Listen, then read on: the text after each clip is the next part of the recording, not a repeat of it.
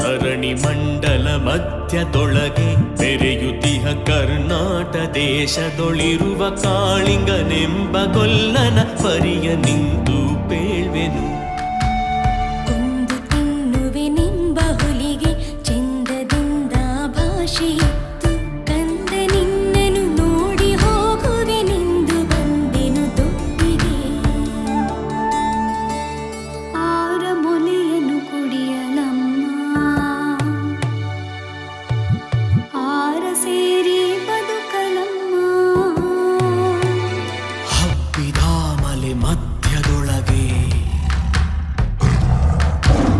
ಅರ್ಬುತಾನೆಂದೆಂಬ ವ್ಯಾಘ್ರನು